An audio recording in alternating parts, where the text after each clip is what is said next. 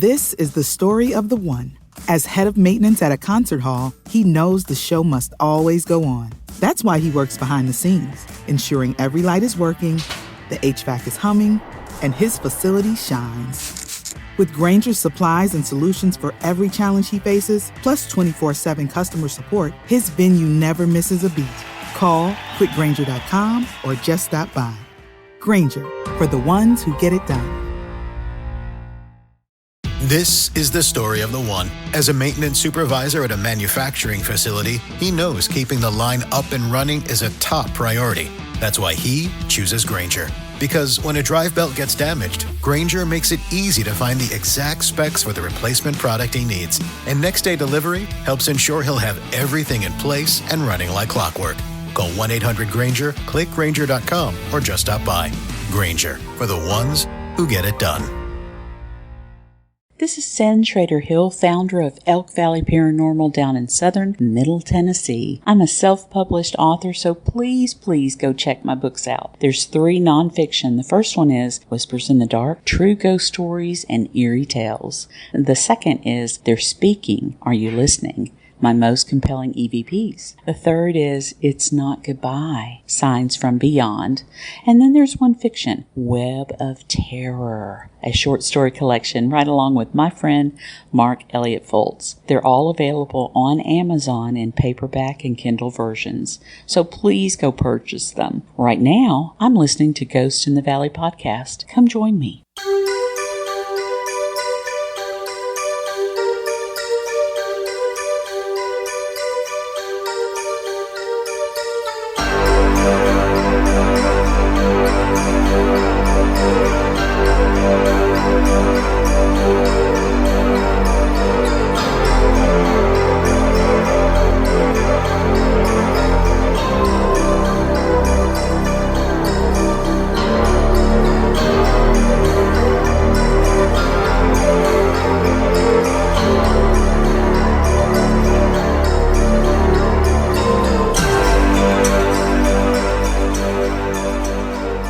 All right, I have Tom Franklin on the show tonight. He is the host of The Eye of Jupiter, and I come across that Tom, and I really like your podcast. It's sweet, man. And I love the name. Yeah, thank you. Yeah. Where'd you come up with that name at? Well, I was podcasting with another gentleman, and we kind of parted ways. You know how it goes sometimes, and so I wanted to call it Smoke and Mirrors, because I'm really into like conspiracy theories. Not all of them, but there's a lot that have come true. If I was in the Major League Baseball, I would be making a lot of money with the conspiracies. And I had to like think about the way I think about things. Like the third eye, Jupiter being the largest like planet, gas giant, that big storm that they call the red eye of Jupiter, and it kind of looks out at the universe, and as it rotates around, it also kind of like looks back at Earth. So it's kind of like a lot about self-reflection, but also about the strange and unusual. So I kind of like combined a little bit of like, I don't know, Eastern mysticism and concepts and ideas of being one with yourself and loving thyself, but also giving people a place in which they can come and tell me, the strange, unusual, paranormal, cryptids, and alike, all those things. So your show's is it just basically on cryptids, or it's anything paranormal, or how's it? All of it. Yeah, all of it. I'm looking for anything. Honestly, I mean, if you guys, if you want to reach out to me and you have a story that you feel, you can go and check out my show, The Eye of Jupiter. It's on YouTube, or you can check me out on, any of your downloading sites that you get your things for MP3s. And if you got a story and you want to reach out and talk to somebody, go ahead and check out the show first and see how I do it. My email address is theeyejupiterpodcast@gmail.com. Write me, reach out to me, and I'll have you on, man. I've had on, MK Davis and, big cryptid people in the community, Ron Moorhead, Daryl Denton. They're all like large, well-known, established, cryptid and Bigfoot researchers. And I've also had on, like Ryder Lee, who's into conspiracies and told me a lot about like Laurel Canyon and the like. So I'm open for anything that you won't find on like mainstream media or something you would talk about in like in a social gathering. That's the stuff I enjoy. Yeah, yeah, me too. It's like the paranormal is the unexplained. So if we could explain that stuff, I mean, we'd all be millionaires, right? Right. I mean, I've always said, you can't put a ghost in a cubicle or a Bigfoot. You just can't do. I mean, it's unexplained, and if it happens to you, I mean, most people are naysayers. I had a friend just the other day, just yesterday, matter of fact, we were talking about ghosts and hauntings, and he kind of said that he didn't believe in it. He just didn't. He don't believe in any of that stuff, and it's basically in people's heads. He's not saying they're lying. He's just saying that sometimes you get so worked up that your mind, your imagination can override, and what you think what's happening is not happening. Yeah. I said, well, I said I agree with you, in a way. 'Cause I seen that happen. I says, but in my case, when it happened to me, when I was 12 years old, I'm in there thinking, am I dreaming this, or is it a car going down the street? Is the light moving across so I'm already ruling that out. So I know, for yourself, if somebody's pounding on your wall with their fist, it's not a tree branch, or if they're coming up your steps. Cool. You've already ruled that stuff out. So yeah, but yeah, it's a commonplace thing. There is the mind is a very powerful thing, and we have to make sure that we understand that. So there is people who do have psychosis. Let's be honest and put it out there. And I hope they seek proper medical attention for that. But then, then you would say to somebody like myself that how do you explain, say, for example, a shared experience? How do you square that into your world of scientific realm? And that's hard to do. Or, a lot of the stuff like I've seen, I've come when I have on the video production company, and I did a documentary on ghost, so it's usually the shit that happens outside that camera, outside that, and you've probably seen that stuff you can't get on an EVP or a spirit box. It's stuff that happens outside of that. It's your own body experience. Yeah. So if you're pushed, if you're hit, if you're bitten, somebody's breathing on you. I mean, that's all out of body. That's yourself. Yeah. And yourself. And I always said yourself, your body is your biggest tool. Yeah. It's a weird thing that happens when those things happen to you, and there's a lot of people, like I talk to people who see Dogman, which is, I guess for people who don't know what that is, just think of a werewolf, but it's kind of a little bit more, it's a little thinner. It's got a little bit more like dog-like features. It's kind of a weird name that has been trademarked as. And then I was talking to a gentleman who's he's had Bigfoot experiences his whole life, ever since 1989, actually. And then one day he ran across this thing and he's like, I made fun of them. And that's what I'm trying to say. It's all, conjecture until it becomes, a lived experience. I'm going to bring that dog right up here pretty soon too. Sure. I had it in your bio, but you'd be fascinated with cryptids. And let's just start with that. I mean, sure. You were born in Maryland. Okay. Yes. You're the same age as my son. Just shows you how old I am. No, you look good. You look good, man. You look good. So, thanks, man. But so you grew up in Baltimore, Maryland, right? So you're fascinated with cryptids as a child. So what happened that got you interested as a kid? Well, not cryptids in particular. I mean, what happened to me was a paranormal experience. The cryptid thing was kind of came into play a little bit later, because it's just like when that happened to me. If you want me to talk about it now, of course I'll get into it. You cue me, and we're professionals here, and you just kind of see something, like maybe it was like the Unsolved Mysteries with the have you seen this man, or whatever that guy was, Robert something or other. I can't remember. Robert Stack, yeah, Robert Stack, yeah. And it shows like the intro to the video or whatever show I was watching. I seen that later. But it started out with me with a poltergeist encounter when I was very young. So that kind of got me going down that for me at that time, unfortunate rabbit hole that now being an adult, I can kind of look back upon and maybe A poltergeist has, and what, something jump out at you, or no, it was so my family and I, so it was me, my father, my mother, and my sister, and we had to move. My dad was in between jobs, so we had to move to my grandmother's house, and it was in a row home in Baltimore, Maryland, which we're kind of famous for. Philadelphia and Baltimore are very, very similar in their row homes, and so this house was like, maybe 12 feet, 14 foot wide, and when you go up the steps, to the right is 2 rooms with no hallway. And then beyond that was the bathroom. And then to the left was the front room where my grandmother and her husband slept. So the first room you step into on the right is where my mother and my father slept. And I was 8 and my sister was 6 or 7. She's a year and a half younger than me. And we slept in the back room in separate beds on different sides of the room. And we shared the room. So what would happen is that my mother, she had custody, or partial custody, better said, of her daughter from her first marriage.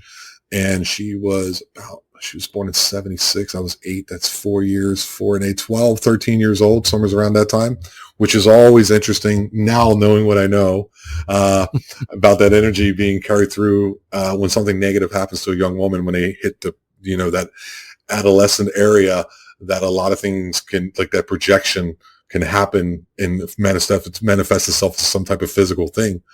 So, Al, it would always happen where, like, when she came over, things would happen. The front room where my parents were was also very strange, but the room I stayed in, we didn't have that until she came. And it would just happen. We would be playing, eat dinner, go upstairs, wash up, to go to bed. And they would both stay on one bed and I would stay on the other. And the room goes as such, you have to walk into it. The door swings into the room to a wall, and then the room opened up to the right side. Okay, this is kind of important later. So we're in there, and we're going to bed, and it happened over like 3 or 4, 5 maybe different times throughout the summer of 1988. Okay, I remember it very well. It was a very hot summer in Baltimore. The first time I learned about polar ice caps and melting and all these things. and it really made me sad. So she would come over, Al, and like, I just remember, like, the lights would just start flicking off and on, and we're screaming, screaming.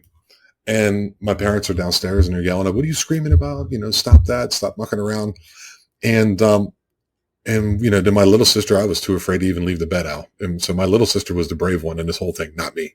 So shout out to Jenny, my sister Jenny. She's actually come on my show a long, long time ago and corroborated my story with me. So that was good. That was good. She went downstairs to tell him, "Oh, she's just, your older sister's messing with you because nothing happens when she's not here." I'm like, okay. So we go upstairs, Al, and we're just trying to go to sleep, and the lights kind of stop. And like I said, this is an amalgamation of a couple different experiences. I don't remember them that well. This is 88. What is that? 40 years ago? Almost 40 years ago. 30 something, 37. Yeah. Then there was just this point where, like, we used to have when you came into the door, there's like where you walk through to go to the bathroom, there's like the shoes on the floor there, would be, a couple sets of shoes. And all of a sudden we're starting getting hit with these shoes. Like flying and hitting us, and we're screaming and hollering, and we're freaking out.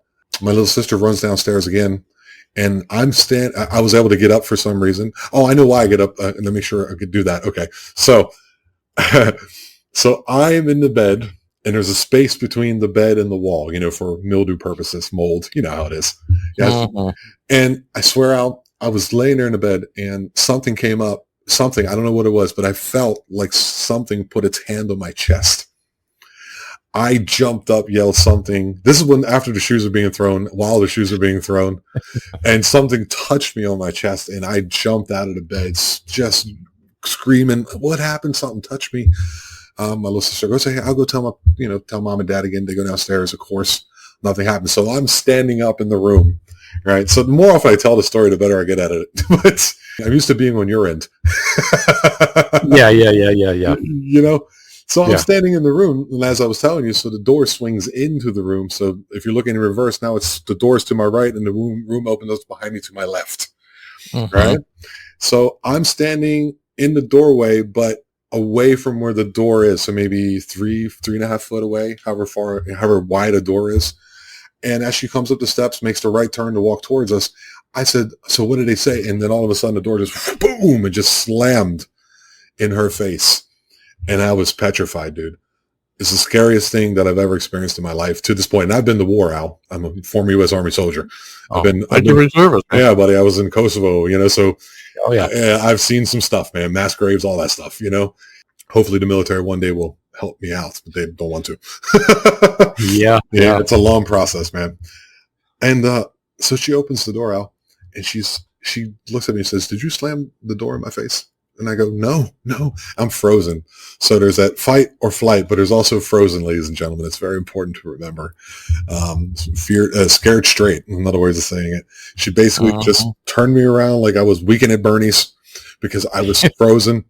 She walked me to my bed, then laid me down, and then my older sister got up and then tucked me in with the sheets. Then I can pull the sheets over my head because that's protection. I can't see you, therefore you're not there. And yeah, then one other thing kind of happened somewhere along the line. It felt like there was you can even see it in the sheets. Like it looked like there was air currents, like waves of air coming, like up towards me through the sheets, and it's impossible. They were tucked into the mattress. So yeah, so like that was my introduction into the world is not what it seems to be. I get those stories from Japan and Australia, and I mean, it's everywhere. Yeah, and it's not surprising, actually. Yeah, and it's hard to explain without being called an idiot or kook. It's fine. Or out there or crazy. And I've been called that. I mean, I'm 70 years old, so I'm used to that stuff. But that don't bother me. But I was reading your bio, I'm like, wow, that's really fascinating. I mean, you brought up a dog man. And I don't know about you, because you say you live in Mexico? Yeah, I live in the Yucatan Peninsula of Mexico. Okay, so the sightings there, they're starting as much as here. I mean, they're starting, brother. They're starting. I was going to say, I heard, I'm getting stuff brought to me. Yeah, that's from the southern part of the U.S. Yeah, more on dogman, and I don't know what it is because I was never real. Educated on dogmen. I mean, but Bigfoot, I mean, out the wazoo. I mean, I got Bigfoot stories from Oklahoma and Tennessee and Virginia and Ohio. Yeah. But I mean, dogmen, man, it's really picking up and basically around the Shenandoah area. Shenandoah, what's that? Western Virginia? Yes, Virginia and Appalachian Mountains. Right. And it's the same story, man. It's like the dude, like you were saying, it's like a dog-like creature. And each, I had three of them sent to me, three different stories, but almost the same story. I'm saying, right. So like 8 foot tall, running on all fours, and then it stands up to run. Yeah. Now this came from my buddy who does not believe in cryptids or anything paranormal. So for him to tell me something, I'm going to sit up a little bit and listen because I know he's not talking crap, So and when he says he didn't know what it was, he's never seen. He said I've seen pictures of Bigfoot. It wasn't Bigfoot. So it was, and as we were driving down it's how the road wraps around the mountain coming down. And he said, we're trying to keep control of the truck because it's, you don't want to fly off on those cliffs, So off the side of the mountain. So he says, we're going about 45 mile an hour, 55, going down these tight bends. And this thing's keeping up with us. Oh, my God. And then it's got, it's like, he said, like paws on the back of the tailgate. Like it was going to jump in the back of the truck. And it didn't.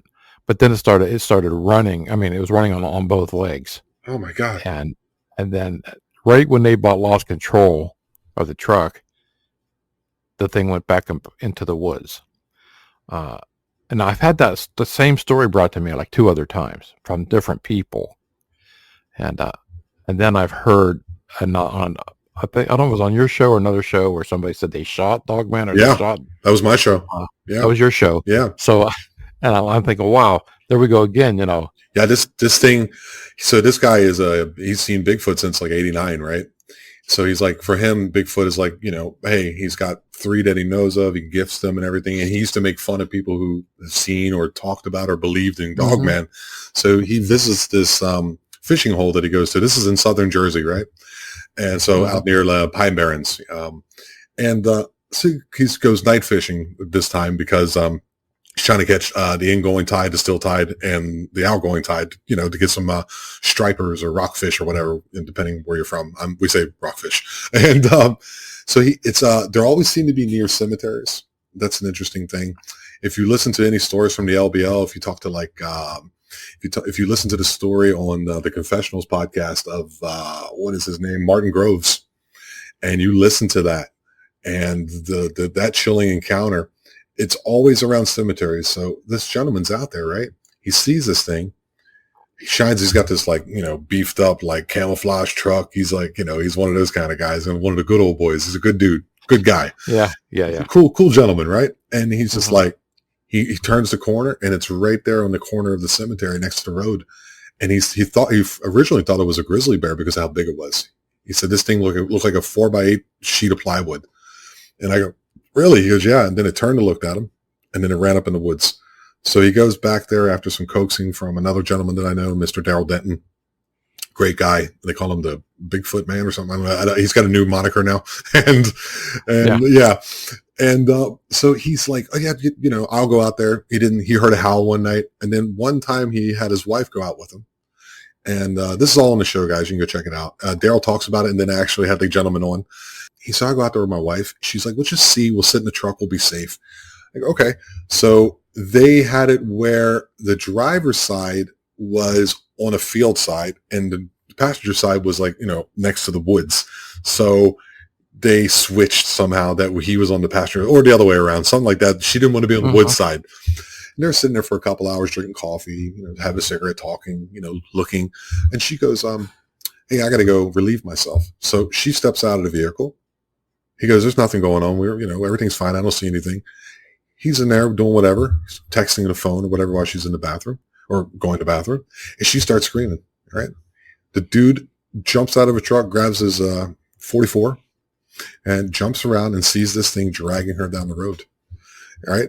I'm going to try to get her on. She said she will when she can't even go outside anymore in the evenings to take the trash out or anything. This thing is supposedly dragging her down the road. He shoots it 4 times and it barely winces. It finally lets go and then runs off into the forest, ripping the forest down with it. And he said, I didn't see no blood, no nothing. I just had him on last weekend on my live and he was talking about where the DNR came out and talked to him and said, hey, could you come with us? He goes, yeah. And he goes, about a half hour, sure. Okay. He's like no one in the neighborhood. He takes him out to a horse farm, dude.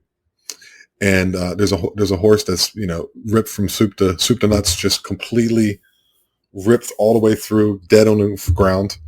He goes, okay, we got this report. The DNR then took him over to another side, to like 2 houses down. Yeah, my dog's leg is ripped off. He's dead. I had to bury him before the daughter gets home so she doesn't cry. And then he got another report. So they're all on the same night from a guy who was riding trails, and the gentleman found a decapitated deer in the woods, all within about 300 yards of each other.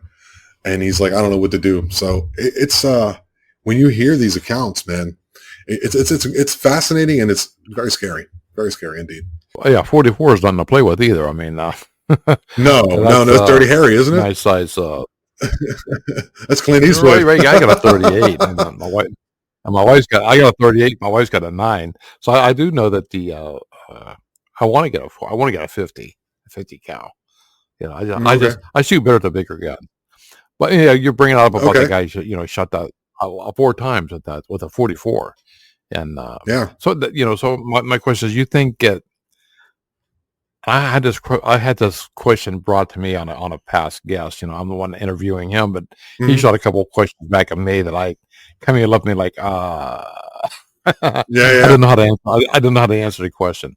So it's like, do you think? And his question was, do you think that Bigfoot and aliens are connected? UFOs are connected. I've had that come to me, and I didn't know how to answer that because I never thought about it. But then then the more shows I had, and the more shows I did on UFOs, the more shows I did on aliens, and the more shows I did on abductions, I opened my mind up more on, okay, a lot of your Bigfoots are spotted around a body of water. Yes. And you'll see the UFOs also are spotted around that same area. So it does bring up the fact, an interesting theory of, like, your buddy shot that thing 4 times, or your guest shot that thing 4 times, and there's no blood.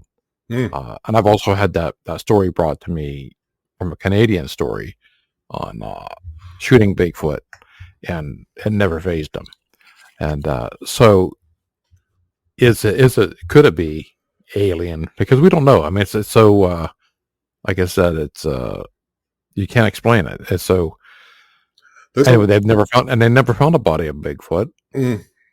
There's a lot of things going on out there, man. Like, there's people, who are very devout Christians who will swear up and down that these things are Nephilim. There's people who will swear up and down that these things are flesh and blood. There's people that will swear up and down that these things are interdimensional. And I think I'm leaning more towards both interdimensional and flesh and blood, or some type of technology, like maybe a split somewhere within our evolution, where we're like silicon based and they're whatever they're doing. And they have a large brain, they have a large head. So maybe the pineal gland is more open and they're more connected with everything, which is like the mind speak and all the other things you hear about it. So, I mean, who knows, man, at this point, but I don't think we should close our thoughts or any type of dialogue when it comes to what these things are.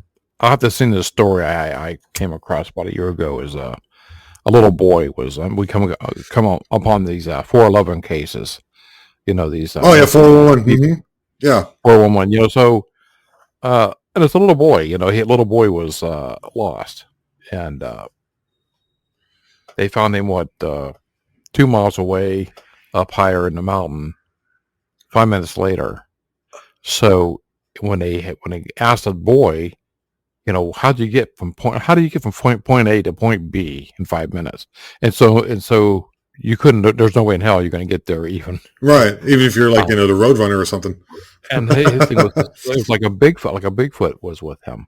So did it save him? Did it take him there? I mean, and he brought it out, and he was led out to the woods to the rescuers, but nobody could see who it was that was with him. But he wasn't harmed or nothing. He wasn't hurt. Yeah, that 411 is some interesting stuff, man. There's an account. I can't remember the name of it. I don't remember the name of it, but it was one that I was watching, or someone was telling me about, where these gentlemen were doing a deer drive. This one guy didn't come back, and they would call for him, and you could hear him. He sounded like he was maybe 50 yards away, but they couldn't see him. So they would do that all day. I'm here. Hey, I'm right here. And they can't see him. And then the next day it would be 100 yards. The next day it would be 175. And then it would be where they didn't hear him anymore. He just completely disappeared and vanished. Like, who knows what that stuff is? What's going on in Mexico? You said it's picking up there. What's picking up? What kind of activity? Well, I was talking to Tom Cantrell. Do you know who Tom Cantrell is? I've heard of him. Yeah, he's like friends with Bob Gimlin from the Patterson-Gimlin film. So, yeah, from the Bigfoot. The big 1967 Bluff Creek, the big thing. Mm-hmm. And he was just like, I asked him, because the stuff he tells me. I was like, man, I'm down here in the Yucatan Peninsula, which is like, heavily forested jungle. You know what I mean? I bought 10 acres out here. You know what I mean? It's sweet, yeah. Oh, dude, jaguars, scorpions, everything you can imagine. I got them. They're, they say hello to me once in a while out here. Oh, okay. And I was like, you don't hear much about it there. He goes, well, Tom, you had to think about it. First of all, it's always green there. In the dry season, even in the dry season, Al, it's hard to see 50 yards anywhere. You know what I mean? That's how thick this stuff is. So, and it's all spiky and everything. He said, yeah, they're down there, dude. You don't see them. So I was like, okay. So I'm on this, so I got friends here in Mexico. I speak a little Spanish. I'm getting there. This is my third language, so I'm working on it. So a guy I was working for, I was installing solar panels here when I first started. Now I'm tutoring, so that's working out well. And she goes, hey, Tom, what do you think about this story? And I'm like, what is it? I pulled it from a Facebook page. So between where I live in a place called Campeche, Mexico. It's a state of Mexico. It don't even have 1 million people in the whole state. And I live in the capital, which is only like 300,000 people. So it's a small place. And so between here and a city called Escáiziga, it's about 3-hour drive. And this gentleman was talking about driving down the road and seeing this tall cryptid with teeth on his motorcycle. And he then posted a picture of what it, like an AI picture of what the best way he could describe it. I was looking through pictures and this is what I found. So I started reading the comments below. And then people were like, oh, I've seen that near the power plant. Well, welcome to Mexico, dude. They're always yelling and making noise here, dude. Every 5 seconds, someone's selling something outside or banging. It's crazy. And anyway, enjoy the culture. And so he was like, there's a power plant between here where I live with my girlfriend and my property, which is about a half-hour away. And so in between there's the power plant for the city. And it's in a place called Lama. And so he goes, I've seen something similar out near this power plant. And then some other person said, I've seen one too over here, which is not that far away from that. And I'm thinking, I got to drive through there every time I go pick up my daughter because she lives out there with my ex-wife. I'm like, oh my God, you know? Yeah. So, and then I talk to the people around here. They go, I don't think it's a dog man as much as it is a nahual. And have you heard of nahual? I have not, no. Nahual is kind of like maybe the Mayan word, because here is dude, this is a spooky place, bro. You know, it's jungle, and it also has like Dia de los Muertos. They have you're like off the grid, you know. I plan on going back, but you know, I gotta make some cash in the meantime and work, you know. Hence the podcast. It's just, you know, a hobby. Hopefully one day it pays. Who knows? We'll see. And you're talking about power grids or solar panels. Yeah, I have solar panels. I got solar panel. Oh, okay. Yeah, okay. I got solar panel. I got a well I dug out there. I just need to build a little house on there. I don't need any permits. Welcome to Mexico, Liberty, guys, Liberty. And yeah, I'm a big fan of Liberty, man. Big fan. Yeah, I was looking at, so these nahual things, right, are basically the skinwalkers of Mexico. Okay, it's sort of like shapeshifters. And it's very common here. There's a lot of brujeria here, so witchcraft. There's a place close by called Pomuch. So every Halloween, what they do is they reach into the tombs and they pull out their loved ones. And the more skin and hair that they have, the more they love them. And that means they want to stick around. So what they do is they go and clean the cemetery up. They take their loved ones out. They clean off their bones and brush their hair, whatever it is they got to do. And they put it on display for everyone to come into the cemetery and see. I heard that. Yeah, right. It's real, man. It's real. I didn't go. I ain't going just yet. But one of these days, one of these days, I just don't want to be. You do a podcast off of that, man. I will. It's just one of those things where, you know, I need to learn. I just want to make sure that I don't step on any toes culturally. You know, that's all it is. Yeah. A big white guy with blue eyes down there, got a big shiny bald head. I don't want to scare these. You know, I don't want to scare the Mayans down here. So yeah, it's a mystical place. So like there, and this is within the last 6 months that sightings have started to happen of what the picture I seen I would call Dogman, but what the Mexicans are telling me, it's more of a thing called a nahual. So we'll see what happens, man. I don't know. I'm just, you know, like always, being in the jungle where I am, I'm always, you know, I protect myself. I think about things and I try to exude that positive energy, because I also think that it's kind of a frequency thing. Sounds a little weird, maybe. You know, if you project off good feelings and good vibes and positivity, that can't really affect your world so much. But I have had experiences out there too, so we don't know. I don't know. I'm a big firm believer on the Native American culture. You know, ever since I was a child, because I was like a kid, I remember my grandfather using like it's like a dowsing rod. Oh yeah, I've used it. I've used it trying to find water, and he wants to dig a well, so he's using like a little willow stick or whatever. He's got a wishbone on it, and it pointed down. He says, "Well, this is where I'm digging." How do you know that's where water is, Grandpa? You know, it's like I just know. So he said, "You try it." It wouldn't work with me, man. Yeah. I'll tell you what, Tom. I says I even up to this day I cannot use dowsing rods. Okay. Yeah, I don't know if it's my energy or what it is, but he could. I mean, and doggone if he didn't dig as well, and that's where the water was. But that's where they, you have these ground penetrating Radar. radar now, Yeah. Mm-hmm. that come find bodies. And whenever you cover to my thinking, my belief is whenever you cover a body up with a parking garage, or you don't give it proper respect, and you're just desecrating that body with a landmark with a parking garage, whatever, you're asking for trouble. So that's my thinking anyway. Very true, though, man. And that's because you got that energy. I think maybe that haunting that's coming up in these, like my haunted house, maybe it came up from on top of a burial ground. I went to the city hall, matter of fact, to see on the book I wrote about, and I had somebody from the city hall tell me that this whole northeastern section of my county that I'm living in is on Indian burial grounds.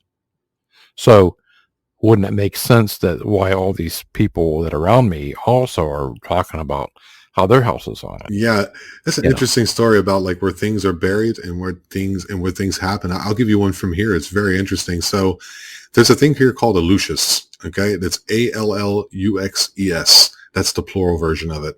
So basically, they're like custodians of the land that the Mayans then conjure to protect the corn and things like that. So it's like what is it, like a 7-day ritual or 70-day ritual? I don't remember exactly all the ins and outs of it. So it's like they do ceremonies. There's corn, there's blood, there's mud. They mix it together. And these things still exist here. I've had some run-ins with them. I haven't seen one visually, but there's things that they do that has been told to me that they do. Okay. So there's this one place between Cancun and the next city down, like I can't think of the name, Playa something or other. And they're building like this highway there. Okay. So they're making this overpass, Al, right? So they're making this overpass and there's a column of concrete they're trying to put down. This thing, they tried it 4 times and 4 times it messed up. The column broke. The concrete didn't set right. The machines broke. They couldn't do it anymore. So whatever, every time. So they talked to the local people, the local Mayans of the area, and they go, oh yeah, there's a Lucius here.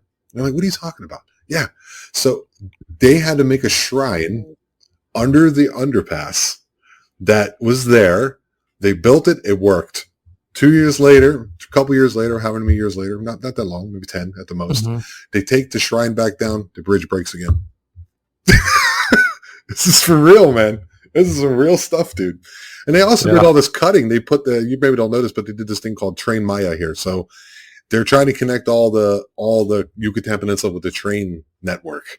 And they cut through a lot of these, like, virgin, like, jungles. And the stuff you hear about that stuff out there, like where they see things hanging from trees. And it's a wild place, dude. If you ever I just walked up a pyramid, I don't know, about a month ago. My buddy I worked with, we were working together. He said, hey, man, I want to take you out to this pyramid in the middle of nowhere. The Mexican guys, all right, dude. After 6 months of asking me, I finally had time. Jump on the back of a motorcycle, go out to a old hacienda where they made rope, went to an old church where there was bones still in the floor. I got away from there as soon as I possibly could because it freaks me out. And he goes, yeah, they built this church with the stones of the pyramid I'm about to show you. What? We go out this another, 2-3 miles, and it's in the middle of nowhere. And you go in this place, you can see the old pyramids, like just dirt mounds now where they took all the stones, but behind it, there's a big one. And I climbed up it. It's every bit of 80 feet tall. And you're just standing on top of a Mayan pyramid that is not even protected by the government. And you're just there, dude. It's so cool, dude. So cool. Yeah. Yeah. And you really can't even put in words all that you felt on that, that feeling of being in that.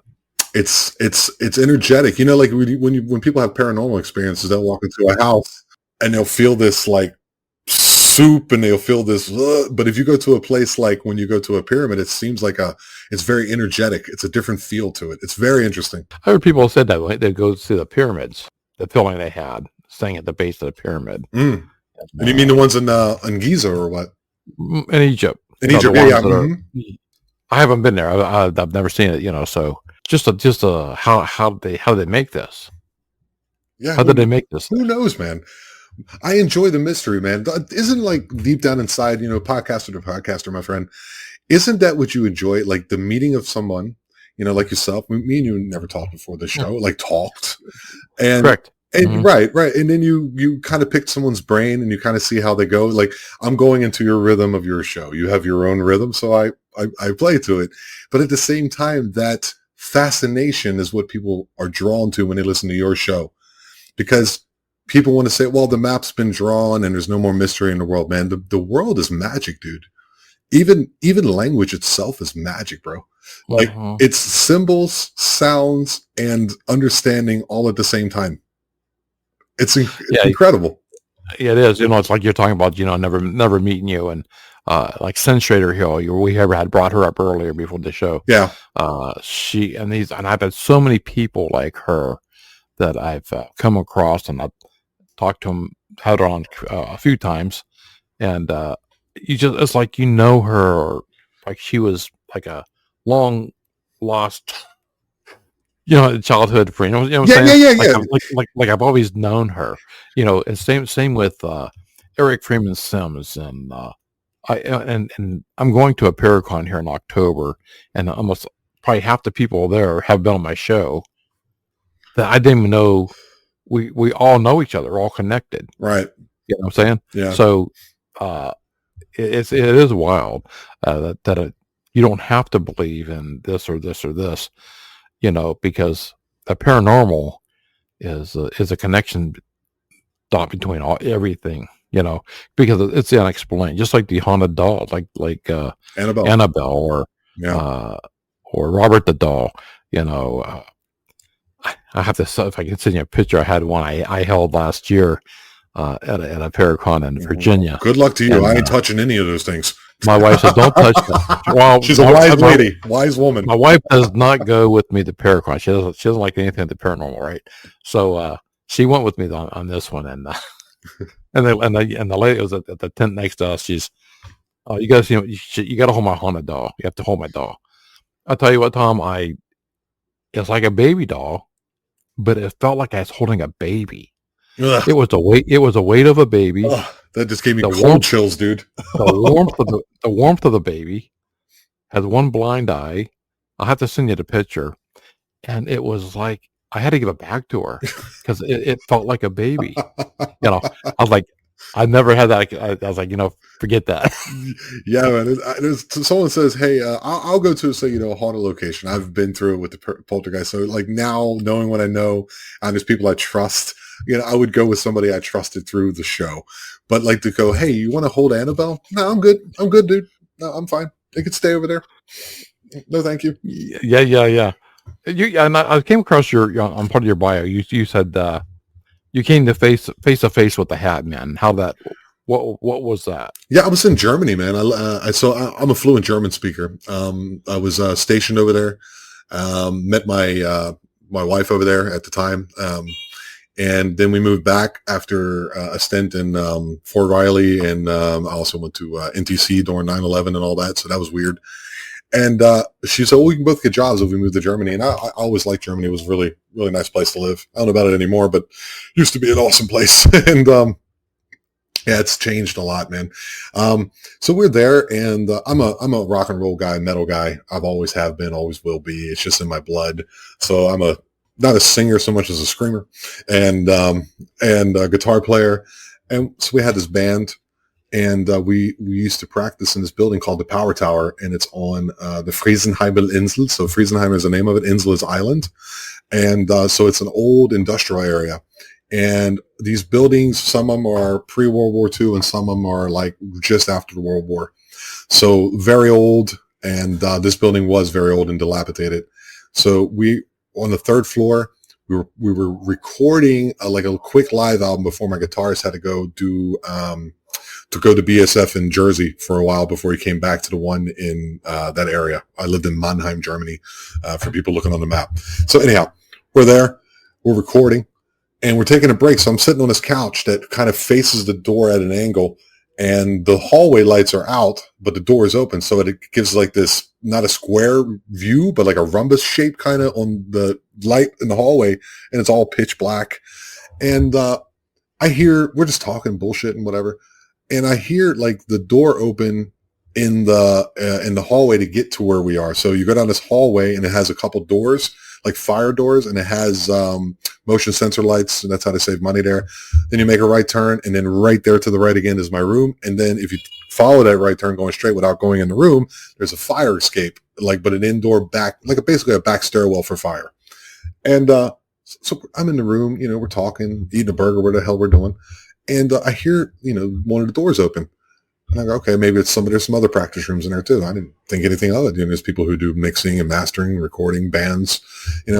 People smoke weeds on the weekend and play some old, some Stones and stuff. I'm cool. That's my thing. And so I'm chilling. I hear this. I hear footsteps, distinct footsteps in the hall. I can hear it down the hall.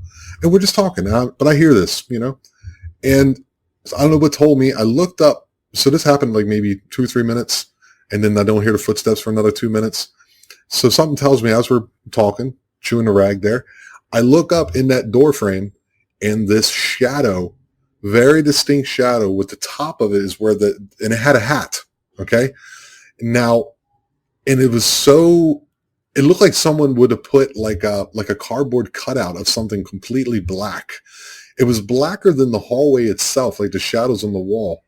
And it went across the door within, I don't know, like a second and a half, just like that. And I seen it. And I'm like, what the hell is that? So I stand up, and they're like, my bandmates see my gaze, and they're like, what's wrong? So I just seen a shadow across the door. And like, what are you talking about, dude? I'm like, I'm serious. So I went and looked, nothing in the hall. Door isn't open. No one going down the steps, nothing. So years later, when I started my show, I was started with another gentleman. And he goes, what kind of experience? So I told him about this experience, and he goes, oh, you saw the Hat Man. So I looked it up, and it's like a normal thing, not normal, but I guess in the paranormal world, it's a thing that happens very often. Some of them have red eyes. Some of them don't. This one didn't. But it looks like I don't know if you know the show from like the 90s. It was like Spy versus Spy. That hat, that's what it's wearing. It's not like the 10-gallon hat like Tex. Like a fedora, or not like a fedora, but with a longer brim. Longer brim. Yeah. Do you remember the movie The Unforgiven with Clint Eastwood? That hat that he was wearing in that movie, like that. Yeah. Like that. It was just the strangest thing. It didn't scare me as much because of what happened to me when I was younger, but at the same time, it was as tall as the door frame. You couldn't see the curvature of the top of the hat, so it was every bit of 7 foot tall, easy. It was wild. Hey, you probably see those my guitars on the back in that little corner back here. Oh, you're a guitarist. Yeah. I play in a band. Oh, cool. Also, so yeah, I've been a musician my whole life too. So all right, man. We're actually called the Boomers, since we are Boomers. Yeah, I'm Gen X, man. I just made it. You're Gen X, yeah. I'm very into Gen X.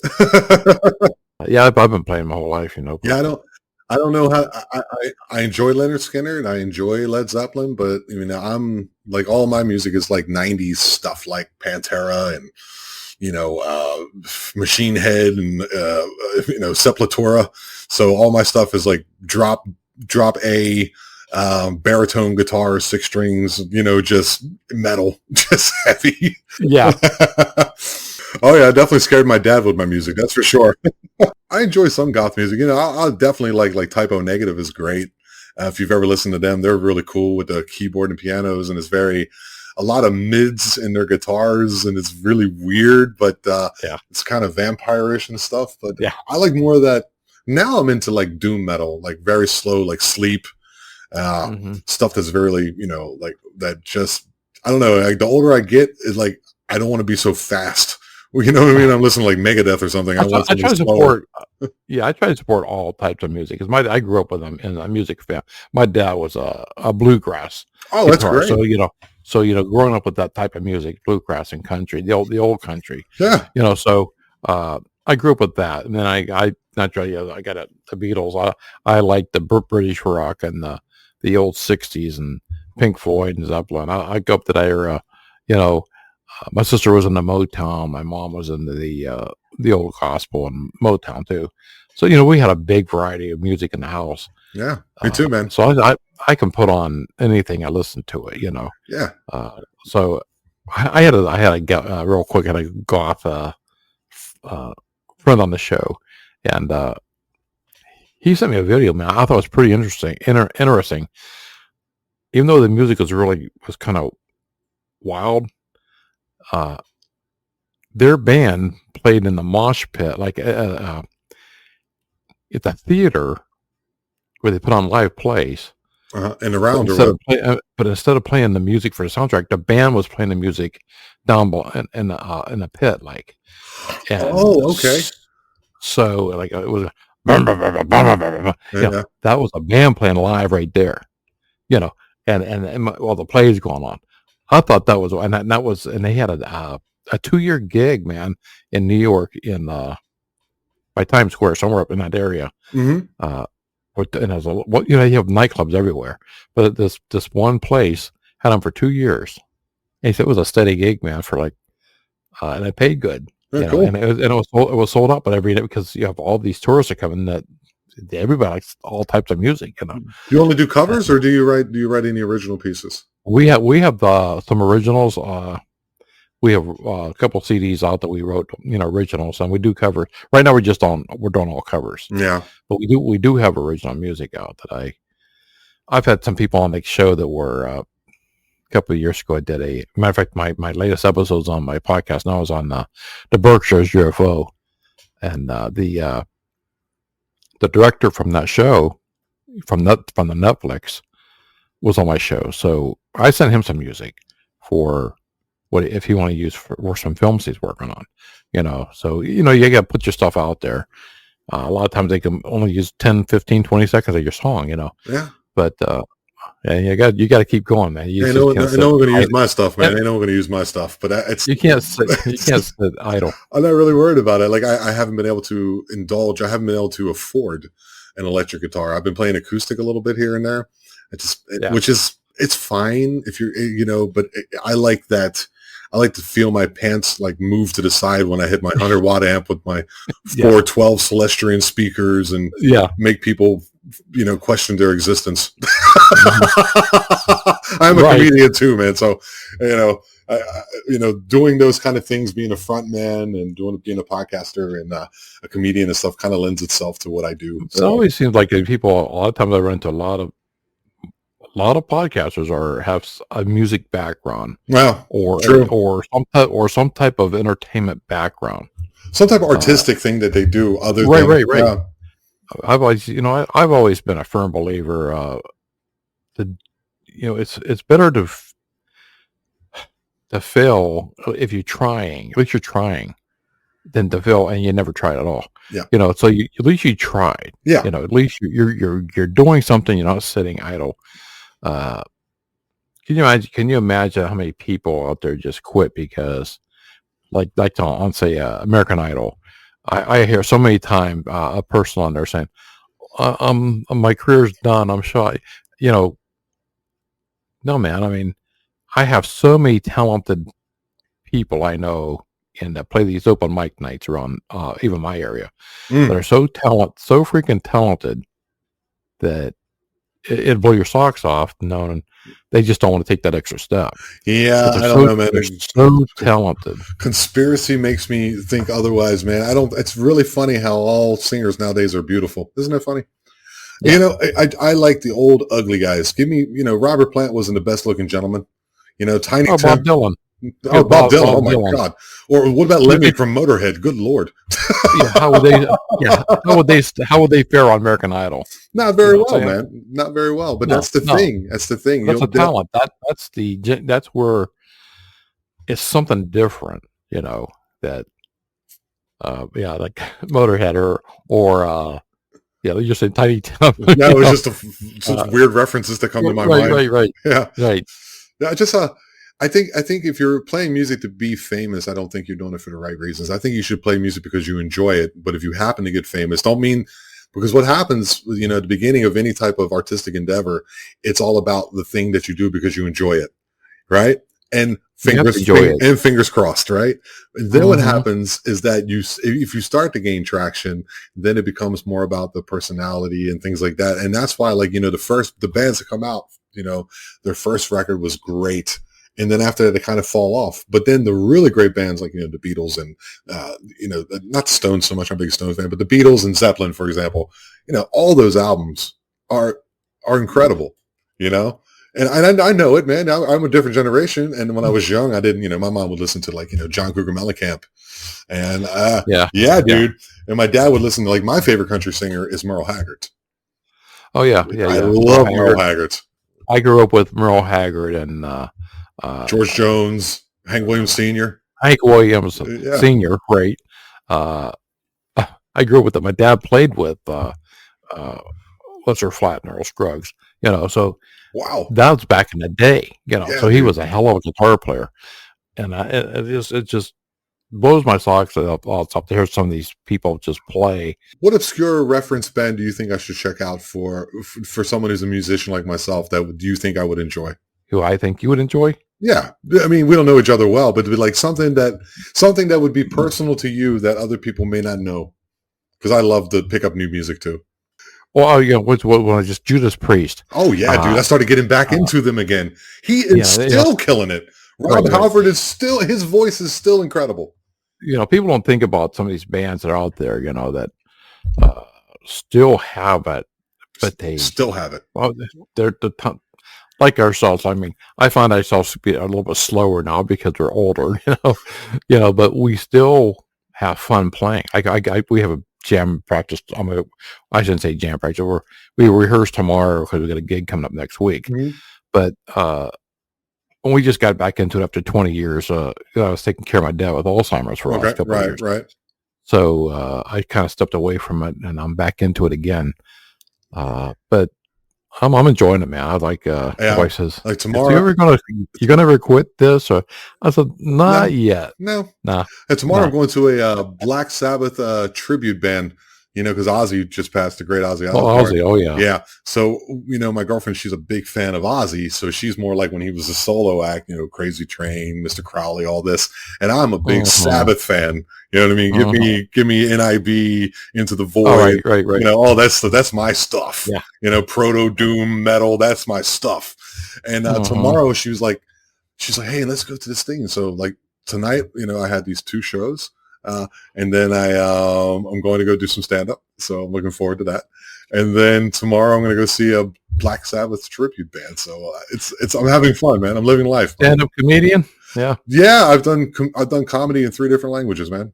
Mostly English. Cool. Yeah, dude. Right. And tonight's going to be Spanish, and these unsuspecting people are going to hear some broken Spanish, but I'm going to make them laugh. I got them. Well, Tom, it's been great, man. I could talk all night on music and other stuff. I got off the topic here. No worries, man. I think people enjoy that. It makes them feel like they're in the room in a conversation with you, and that's what you do well. You do it well. Right. Yeah. Well, thank you. I appreciate that, and I want to thank you for coming on. I'll put your link to the bottom of my episode, and some people will check out the Eye of the Tiger. The Eye of the Tiger. Sure. The Eye of Jupiter. Yeah. No worries, man. No worries. Yeah. It's been a blast, man. I appreciate it. Thanks for having me on, man. I appreciate it. Thank you, Tom Franklin, for coming on this show. I know I got off topic and talking about music, and it flowed. Tom was very easy to talk to. I was referred to talk to Tom by Sen Schrader Hill, and I went and checked out his podcast, The Eye of Jupiter. It is fantastic. I encourage all of you to go check out The Eye of Jupiter on YouTube. He has some great guests on there. He's a fantastic person. I appreciate the time he gave me, and he was a new guest, and I'm sure I'm going to have him back on again. I have said before, some of the people I've talked to, I get a connection with. I can feel their vibe. And Tom is one of those guys. In 2 weeks, I'm going to have Wendy M. Koch. She's an author. She's a podcast host. Another great person that I've come across a couple of years ago, and I look forward to having her back on the show. So yeah, come back in a couple weeks and check out Wendy M. Koch. I am Al Cooley, host of Ghost in the Valley. Thank you for stopping by. And please share my podcast with your friends on social media. Go to Apple Podcasts, rate and review Ghost in the Valley. I would appreciate that. And you can pick up my book, Spencer's Ghost, on Amazon, or go to my website, authoralcooley.com. And you can pick up the book there.